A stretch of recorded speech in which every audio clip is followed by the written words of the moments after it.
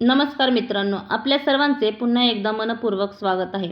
मित्रांनो, या जगात ईश्वराने जितकी झाडे झुडपे आणि वनस्पती निर्माण केल्या आहेत, त्या सर्व स्वतःमध्ये अत्यंत अनमोल, दुर्मिळ आणि खास आहेत. प्रत्येक वनस्पतीमध्ये निसर्गाची कोणती ना कोणती जादुई ताकद दडलेली असते.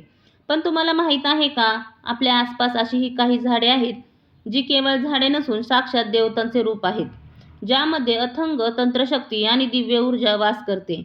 असाच एक अत्यंत शक्तिशाली, पूजनीय आणि महाचमत्कारी वृक्ष म्हणजे वटवृक्ष, ज्याला आपण वडाचे झाड असेही म्हणतो.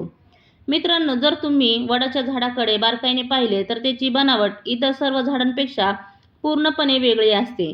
त्याला पाहताच मनात एक वेगळाच आदराचा आणि श्रद्धेचा भाव निर्माण होतो. हे झाड पाहून असे वाटते की जणू एखादा महान योगी आपल्या जटा पसरवून युगोयुगांपासून सखोल तपस्येत लीन होऊन बसला आहे. आपल्या हिंदू धर्मशास्त्रामध्ये आणि पुराणामध्ये स्पष्टपणे सांगितले आहे की वटवृक्षामध्ये साक्षात भगवान शिव आणि त्रिदेव ब्रह्मा विष्णू महेश यांचा निवास असतो. ज्याप्रमाणे महादेवाच्या मस्तकावर दिव्य जटा शोभून दिसतात, अगदी त्याचप्रमाणे वटवृक्षांच्या पारंब्या महादेवाच्या जटांसारख्याच भासतात.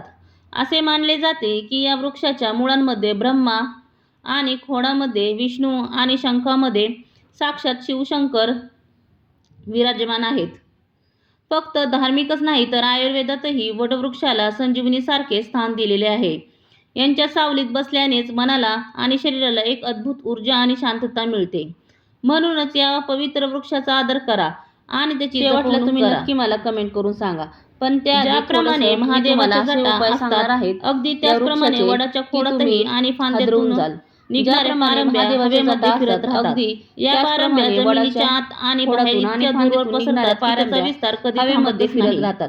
या पारंब्या जमिनीच्या आत आणि बाहेर इतक्या राजा म्हणजेच वृक्षराज म्हटले गेले आहे. हे झाड जिथे एकदा रुजतं, मित्रांनो, हेच कारण आहे की याला सर्व वृक्षांचा राजा म्हणजेच वृक्षराज कोणतीही अडचण किंवा संकट यांच्यात जिथे एकदा रोखू शकत नाही, तिथं आपलं पण असा चमत्कार का घडतो? कारण कोणत्याही झाडामध्ये किंवा संकटाच्या विस्ताराला भगवान शिव स्वतः निवास करतात. पण असा चमत्कार का घडतो? कारण या झाडामध्ये साक्षात ज्योतिषशास्त्रामध्ये वडाच्या झाडाशी जोडलेले काही असे अत्यंत गुप्त, दुर्मिळ आणि अचूक प्रयोग सांगितले गेले आहेत, जे माणसाच्या आयुष्यातील वडाच्या झाडाशी जोडलेल्या समस्या काही असे क्षणात दूर करू शकतात. आणि अचूक मग ती पैशाची अडचण असो, वर्षानुवर्ष कर्ज आयुष्यातील वास्तूतील नकारात्मक एका प्रभाव असो किंवा आयुष्यात येणारे पैशाची अडचण असो, वर्षानुवर्षाचे कर्ज असो, आयुष्यातील वास्तूतील नकारात्मक संपुष्टीचा प्रभाव असो आणि तुमच्या आयुष्यात येणारे बंद दरवाजे उघडतील.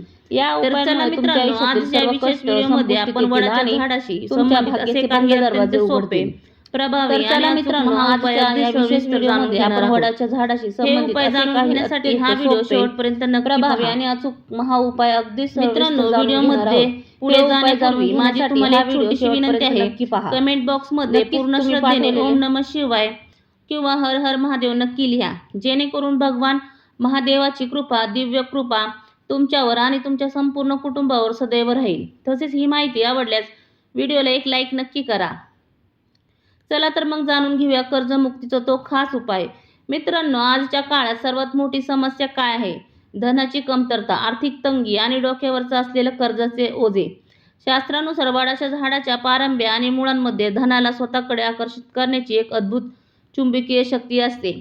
ज्याप्रमाणे वडाचे मूळ सतत वाढत राहतात आणि कधीही थांबत नाहीत, अगदी त्याचप्रमाणे जो व्यक्ती या मुळाचे योग्य वापर करतो, त्याच्या आयुष्यात पैशाची आवक आणि संपत्तीचा विस्तार कधीच थांबत नाही. त्यांचा बँक बॅलन्स आणि मालमत्ता दिवसेंदिवस वाढतच जातो. जर तुमच्या डोक्यावरही मोठे कर्जे असेल किंवा उत्पन्नापेक्षा खर्च जास्त होत असेल, तर हा विशेष प्रयोग तुम्ही नक्कीच केला पाहिजे. हा उपाय कसा करायचा? चला मग सविस्तर समजून घेऊया.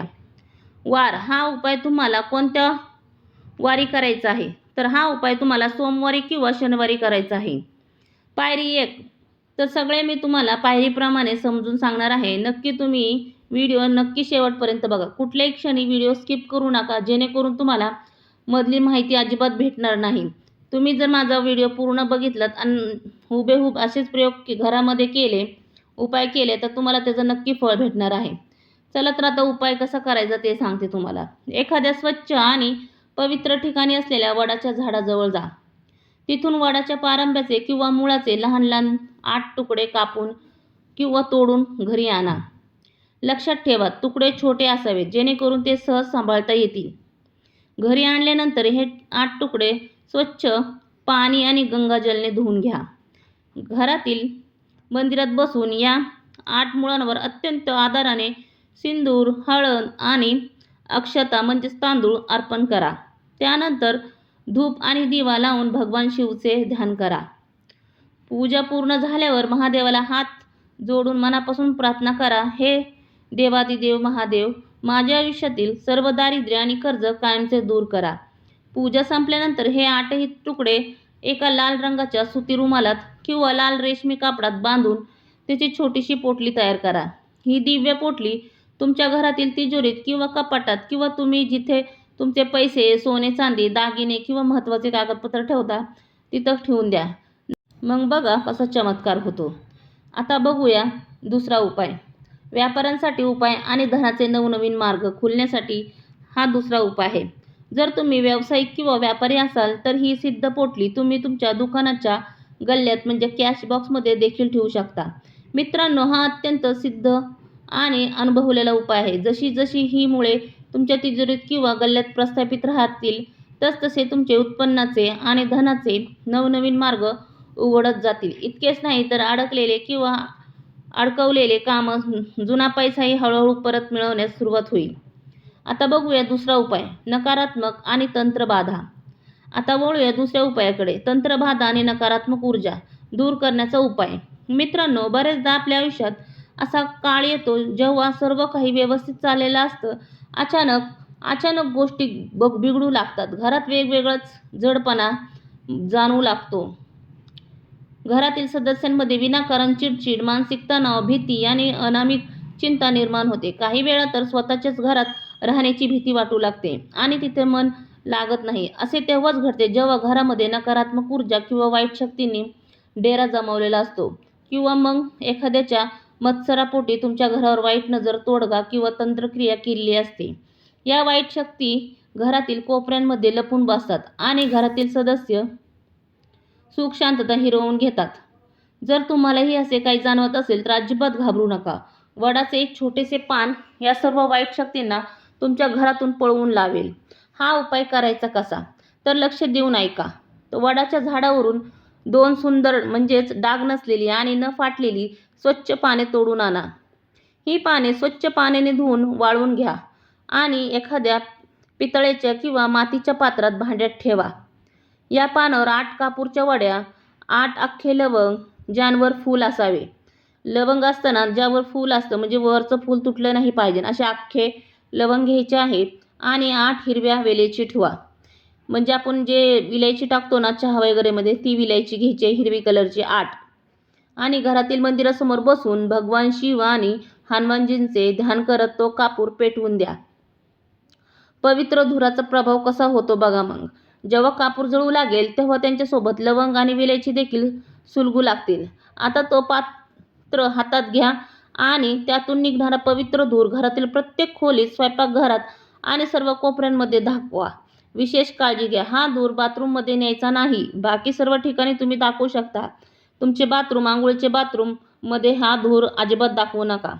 फक्त घरामध्ये, किचनमध्ये, बेडरूममध्ये हा धूर दाखवायचा आहे.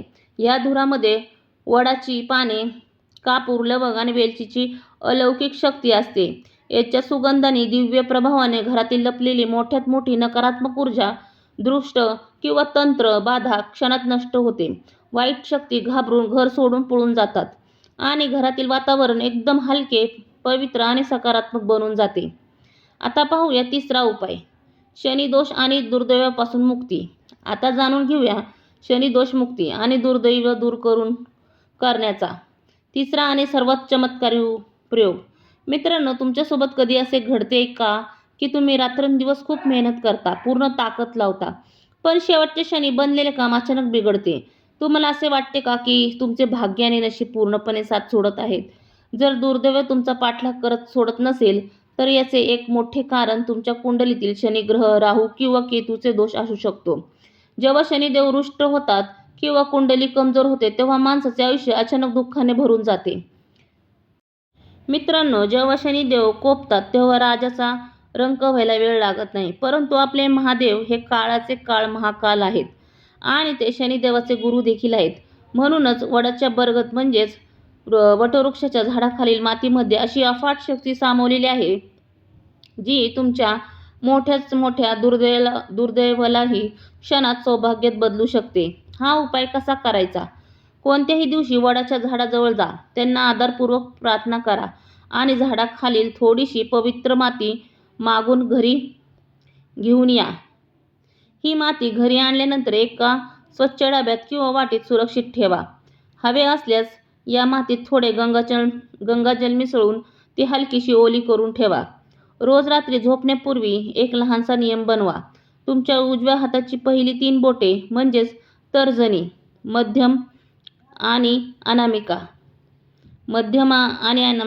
ह्या 3 बोटांचे त्या ओल्या मातीत हलकीशी बुडवा.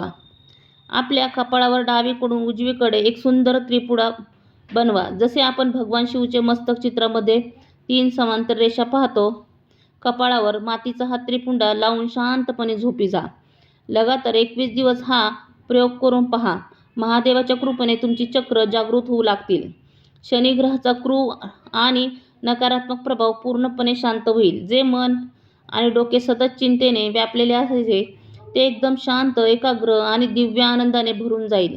21 दिवसाच्या आत तुमचे दुर्दैव संपून अडकलेली कामे मार्गी लागतील आणि तुमचे नशीब सोन्यासारखे चमकून उठतील.